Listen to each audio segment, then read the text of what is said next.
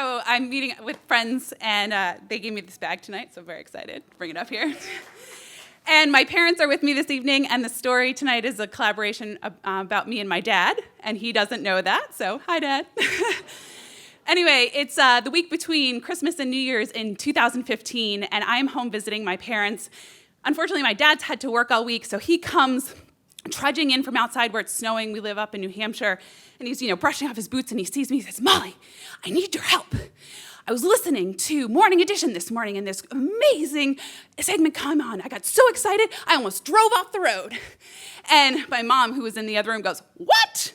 I don't want to hear that you were driving off the road in these snowy conditions." And my dad takes off his boots, and he runs over to my mom, and he gives her this warm caress. My parents have been married 38 years this month and are still amazingly in love, grossly so if you're their daughter. And he says, "I need you to help, take all the scramblings in my head and make it, meaningful and understandable to most people and inspiring." And I'm like, "Okay, no small feat, sure."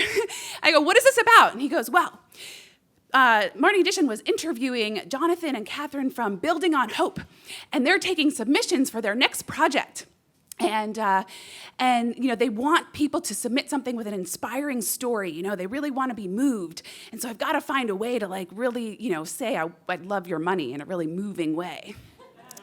Now, I should say at this point that my dad is the CEO of the Mental Health Center of Greater Manchester in New Hampshire, and runs an incredible organization. And so he goes, they're talking about how they really want to turn buildings into homes to mend and strengthen hearts.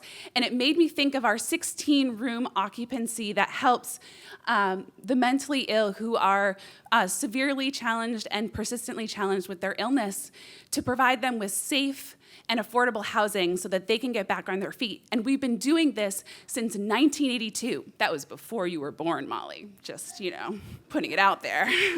Over 200 people. And I really want to be able to tell this in a way that conveys this. And I'd love your help. And I understand what he means, because he's not just talking about how do you say "I'd love your money" in a really nice way, but he's talking about the fact that the Manchester Mental Health Center serves people who are most invisible in society, the people whom we look away from when we walk down the street, the people whom we clutch our bags tighter and hide, the people who, even in our own families and within ourselves, when we face depression and anxiety and fear, feel shame about and don't want to share, and so don't talk about and avoid. And how do we get someone to say, "Choose me, pick our organization"? And so I'm really inspired by this, and I say, "Okay, Dad, let's do this.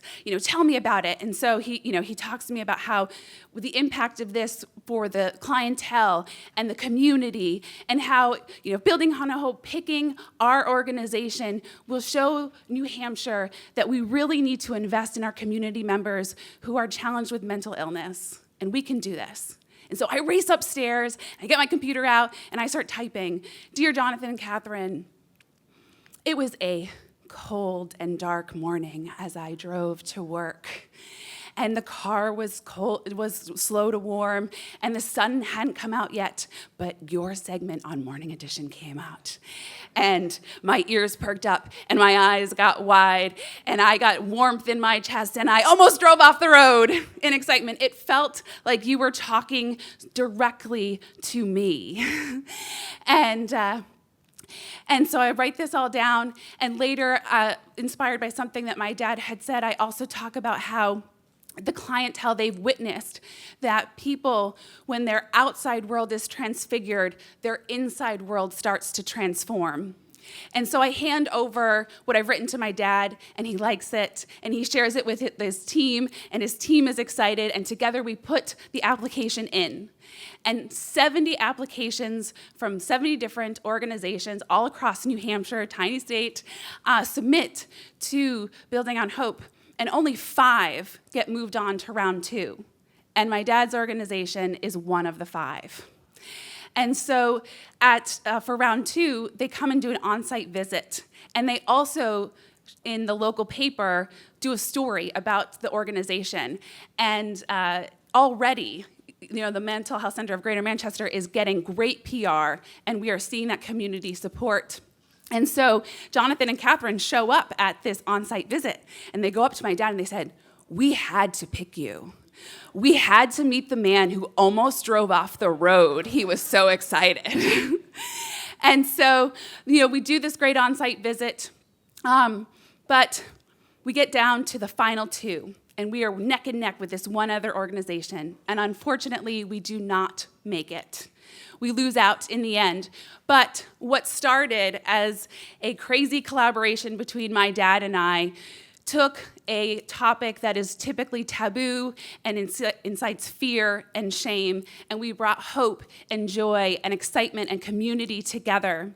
And for me personally, this remains one of the most wonderful things that I have done in my life and continue to look back on it fondly. Thank you.